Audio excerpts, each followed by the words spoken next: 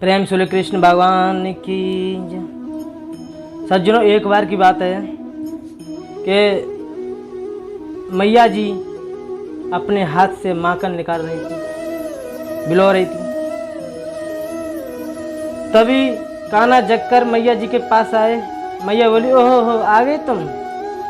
कन्हैया ने कहा, मैया बड़ी जोर से भूख लगी है, माखन दे दे। मैया बोली, माखन तो अभी निकल ही ना है, पहले हाथ पाँव मुँह धो ले। आया, ज़्यादा भूख लग रही है तो देखो रात्रि का माखन मटकी में धरे हुआ है, नेक मिश्री मिलायो खाई ले। ना, मैं तो ताजो माखन लूँगो, यही मटकी में से लूँगो, अभी लूँगो। और मचल गए कन्हैया जी। मैया बोली, लाला तो मोए तंग कर रहो है, तू मोह को अच्छो ना लगे, तू बड़ा ऊधम मचावे और अभी निकल हो ना है माखन। मैया वो बोले, ना मैं तो ताजो ही लूँगा। मैया ने सोचा, भूख भूख तो ऐसी लग रही है, बच्चों को तो ये मन में ऐसी बात आ जाती हैं, तो वही चाहिए। तो मैया ने लाला को गोदी में ले लियो और बोली, देखो ये ऊपर का है। कन्हैया बोली, का है? मैया बोली, चंदा मामा है। सो चंदा को देखते ही माखन तो भूल गए और हमें तो चंदा चाहिए, अभी चाहिए, हमको चंदा चाहिए और अभी चाहिए। मैया ने कही, ले आज चंदा लेंगे, चंदा लेंगे तो करते रहे, तब तो मेरी माखन निकल आयो। रही पकड़ कर खड़े हो गए, माखन वाखन बाद में निकलेगो, पहले मुझे चंदा चाहिए। मैया बोली, हे भगवान, अब मैं क्या करूं? मैया ने इतनी बड़ी परात लेके आई और उसमें जल भरा और जल भरकर और कन्हैया से बोली, लाला देख, जा मैं चंदा दी करो, देख चंदा आता है ना? हाँ हाँ आता है चंदा। तो बा मैं हाथ मार के, जैसे मेरे कन्हैया ने देखो तो अरे ये तो पानी है, जो चंदा तो ना है। हाथ मार कर बोले, तो पानी है, मैं तो वही लूंगो, वही ऊपर। अब ज्यादा तंग करने लगे तो माता को थोड़ा न करो तो आई गो। मैया बोली, बहुत ही परेशान करे लाला। लाला को गोदी में नीचे से पटक दियो और चल जाए यहाँ से, चंदा ले गो, चंदा ले गो, सवेरे से परेशान कर रहे हो मुझे। जैसे मैया ने फटकार लगाई तो गुस्सा में गुब्बारे जो सो मुँह फुला लियो गोविंद ने।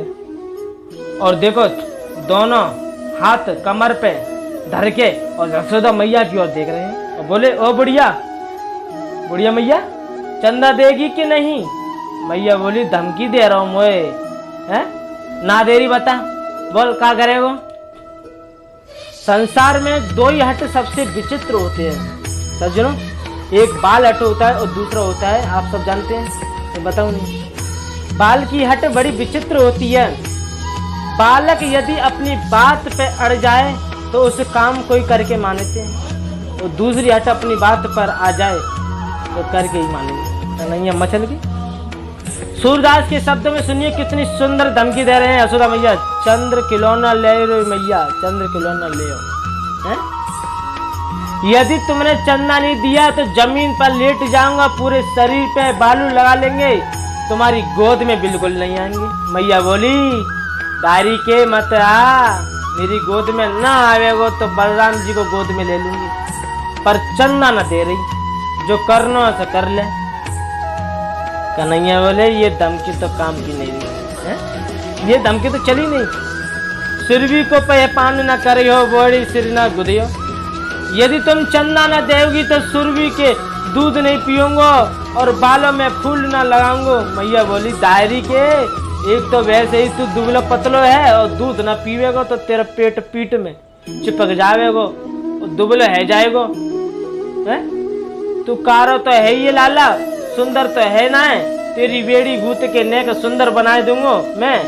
बैनी ना गुतवाएगो तो मैं बलराम की गुत देंगी, मत आवे मेरी गोद में। भगवान ने देखा ये धमकी भी किसी काम की नहीं रही। कन्हैया बोले, या तो हमें चंदा दे दे और नहीं तो हमारे पास एक बात ऐसी है, सुनाई दे तो चंदा देना ही पड़ेगा। मैया बोली, बड़ी सोच में पड़ गई मैया जी, आखिर ऐसा करके तू सबरी बातन ने सुनाई दे, मैं चंदा न दे रही। तीसरी धमकी कितनी जबरदस्त है, सुनना। यदि तुमने हमें चंदा न दियो तो ब्रजवासियों को पंचायत में कह देंगे, सुनो भैया, हम केवल नंद बाबा के बेटा हैं और यशोदा की बेटा तो है ही ना। यदि ताकू अपना पुत्र बनाना है तो पहले हमको चंदा दे दे, और नहीं तो तू हमारी मैया नहीं और हम तुम्हारे पुत्र नहीं।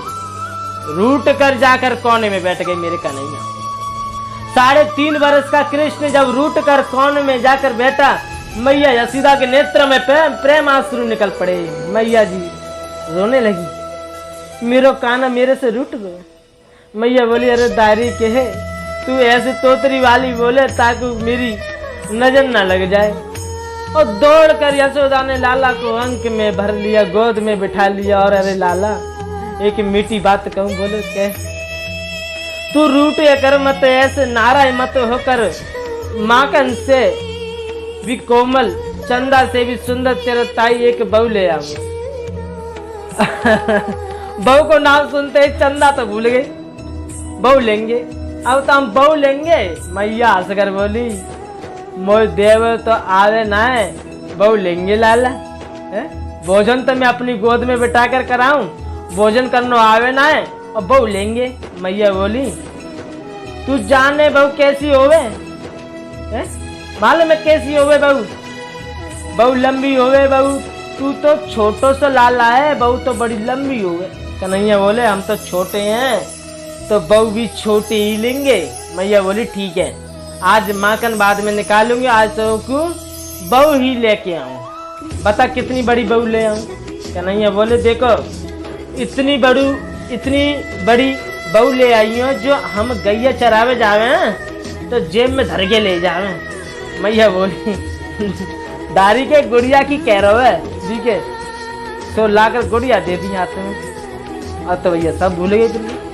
3.5 वर्ष का बालक क्या जाने बहू क्या होती है, अब सब भूल गए। कन्हैया माँ कंचंदा और यशोदा की गोद में खड़ गई। मैया की गोद में दूध जब पान करने लगे तो एक गोपी ने आकर कहा, यशोदा जी आप लाला से बात करने में लगी हो और आपको चूल्हे पर रखो दूध उफन गो।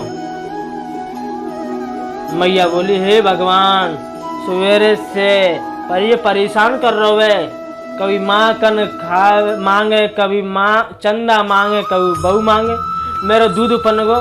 लाला को गोद में से नीचे डालकर यशोदा दौड़ती हुई दूध उतारने चली गई। ये दूध क्या था?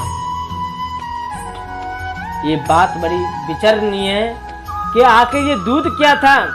माँ यशोदा लाला को नीचे डालकर दूध उठाने लगी। सुखदेव जी कहते हैं, परीक्षित 1 मिनट अपनी आंख बंद करो और 3.5 वर्ष के कृष्ण की इस समय की झांकी को देखो। यशोदा जब लाला को गोद से नीचे डालकर चली गई, कितना सुंदर वर्णन है सुखदेव स्वामी का। कृष्ण कुपित हो गए, दोनों होठ फड़फड़ने लगे क्रोध के मारे, और नीचे वाले होठ को कृष्ण ने दांतों से दबा लिया।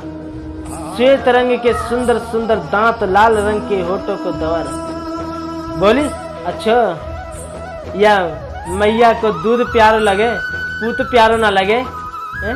हमको गोदी से नीचे डालकर दियो, अभी बताऊं?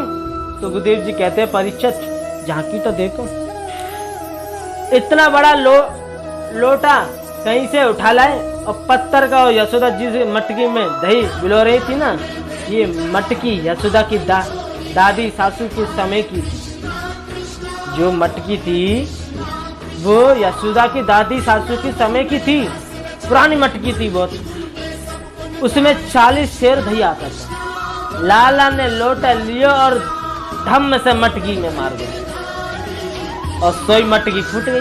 कितनी विचित्र लीला है। जब कृष्ण ने मटकी को फोड़ दिया, कन्हैया बोले, मैंने तो सोचा था खाली आवाज करेगी, ये तो मटकी वास्तव में फूट गई। मानो अब पिटाई होगी, अब तो मेरी पिटाई होगी तो छठी का दूध याद आएगा। इसीलिए क्या किया मालूम है? क्या किया? कोई बच्चे बड़े चालाक होते हैं, गलती करने के बाद अपने आप को रोना शुरू कर देते हैं। माने कोई गलती हो जाए तो पहले से रोना शुरू कर देंगे, जैसे इसमें पता नहीं कितना परेशानी है। तो ताकि माता पिता उसे रोता देखकर पिटाई ना करें। ऐसे ही गोविंद ने किया। सुखदेव जी कहते हैं, झूठ के आंसू बहा रहे हैं। आपको मालूम है झूठ के आंसू कैसे लगाए जाते हैं? उंगली से थूक को आंखों के आगे गाल पर लगा लेने से कन्हैया ने झूठ के आंसू लगा लिए और चेहरा बना लिया बिल्कुल रोने जैसा। फिर सोचो कितना रोए हैं? कितने आंसू है। मैया बिना मारे ही छोड़े वो दूसरे चौक में चले गई। दूसरे चौक में उकर रखा हुआ था उल्लू वो होता है जिससे दिन में दिखाई नहीं दिया जाता, वो खल होता है जिससे न दिन में दिखे खो। उल्लू खल में न दिखे तो दिखे न रात में दिखे। उल्लू खल पर चढ़ गए कृष्ण। गोविंद दोनों पर कृपा करते हैं, बंदरों को माखन लुटा रहे हैं। रामचरित में इन्होंने मेरी बहुत बड़ी सेवा की। इधर यशोदा ने दूध की मटकी को चूल्हे से उतार कर रखी थी तो चौक में आकर देखा तो दही मटकी को फूटे हुए देखा। सुखदेव जी कहते हैं मटकी को फूट कर देखकर यशोदा को क्रोध नहीं आया। मटकी को फूटी देख और दही को फैला देख यशोदा जोर से हंसी और देखो तो सही नेक लाला में नेक गोदी से नीचे डालकर का चली गई। इतनी गुस्सा है कि मटकी फोड़ दी। फिर सोचा नहीं यदि इस प्रकार इसे छोड़ती रहूंगी तो बिगड़ जाएगा। इसीलिए मैया ने क्या किया, मैया चांदी की छड़ी लेके खाली डराने के बहाने मारेगी नहीं, अपना चेहरा बना लिया क्रोध जैसा और दारी को कहाँ है छड़ी लेके पीछे चल दी। कन्हैया ने देखा आ रही है मैया, तो आगे आगे कन्हैया है, अगल बगल ग्वाल, पीछे बंदर और सबके पीछे मैया। सुखदेव जी कहते हैं परिचय फिर एक बार नेत्र बंद करो तो ये दृश्य देखो। निर्गुण निर्विकार निर्विशेष पर में ब्रह्म गोकुल की गलियों में नंगे पैर दौड़ रहा है। माता यशोदा छड़ी लेकर दौड़ती हैं और यशोदा के जूड़े में लगे हुए जो फूल है वो फूल झड़ झड़ कर नीचे चरणों में गिरते जा रहे हैं। क्यों?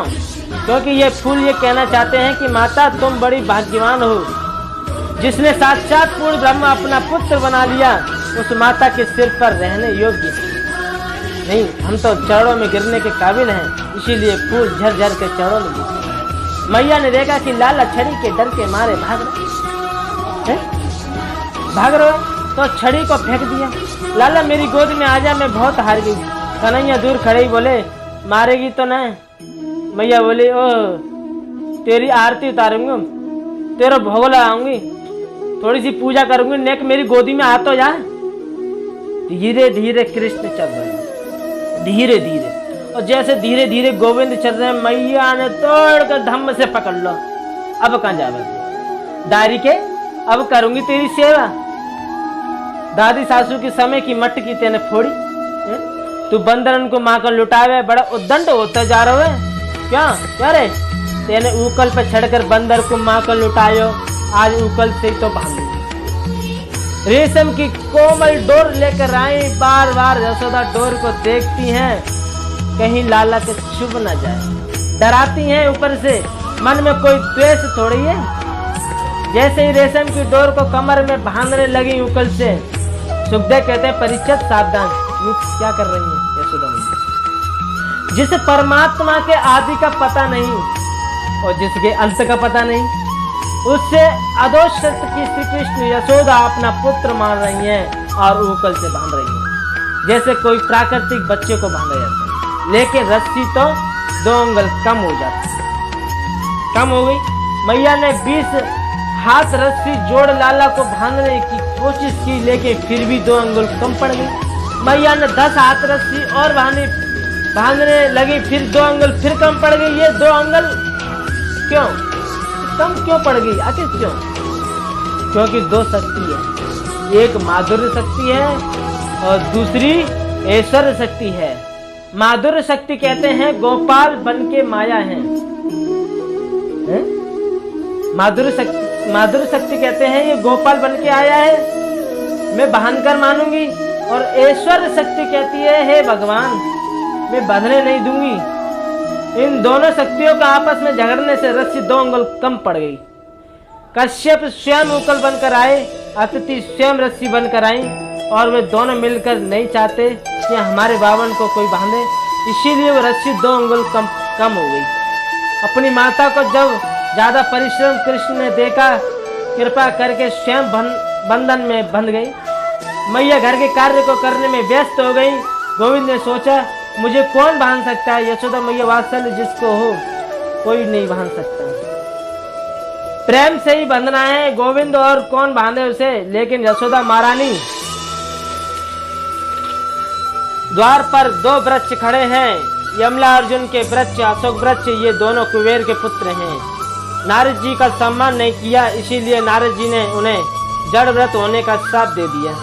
फिर भी ये कहा कि कृष्ण के स्पर्श से तुम्हारा मुक्ति हो जाएगी। आज मेरे गोविंद जब माँ यशोदा कमर में उकल से बांधकर चली गई तो कृष्ण गुटुवन गुटुवन चलकर दोनों वृक्षों के बीच में से निकले। कृष्ण की खोनी का स्पर्श होते ही दोनों वृक्ष टूटकर धड़ाम से धरती पर गिर पड़े। उसमें से 2 महापुरुष निकले। भगवान ने कहा कौन हो आप? दोनों हाथ जोड़कर बोले आप कुबेर के पुत्र हैं। दोनों हाथ जोड़कर बोले हम कुबेर के पुत्र हैं। नारद के श्राप से हम दोनों जड़ वृक्ष हो गए, लेकिन नारद का श्राप तो आज हमारा अनुग्रह बन गया। क्या चाहिए तुम्हें बोलो। यही वर दे दो प्रभु। वाणी आपके गुणों को गाए, कानों से हम आपकी कथा सुने, शरीर आपकी सेवा में लगे, मस्तक आपके चरणों में झुके, दृष्टि इतनी महान बने कि प्रत्येक व्यक्ति में आपका दर्शन हो। प्रभु ने दोनों को स्वर्ग जाने की अनुमति दे दी। विशाल वृक्ष गिर पड़े। आवाज सुनकर ब्रजवासी दौड़े दौड़े आए। मैया ने दौड़कर लाला को गोद में ले ली और बोली भगवान मेरे लाला के कहीं लग तो न गई, मेरे हाथ आग क्यों न लग गई, जैसे मैंने कन्हैया को बांधो ये रस्सी क्यों न जली, जैसे लाला बांधियो। ब्रजवासी बोले मैया तू बड़ी भोरी है। ब्रजवासी बोले मैया तू बड़ी भोरी है, काय को तेने लाला को बांध दियो, ये तो नारायण की कृपा से जाती सुरक्षा भाई। मैया ने लाला को अंक में भर लियो, नंद के बहुत डांट लगाई यशोदा की। बोले प्रेम से बोले कृष्ण भगवान की।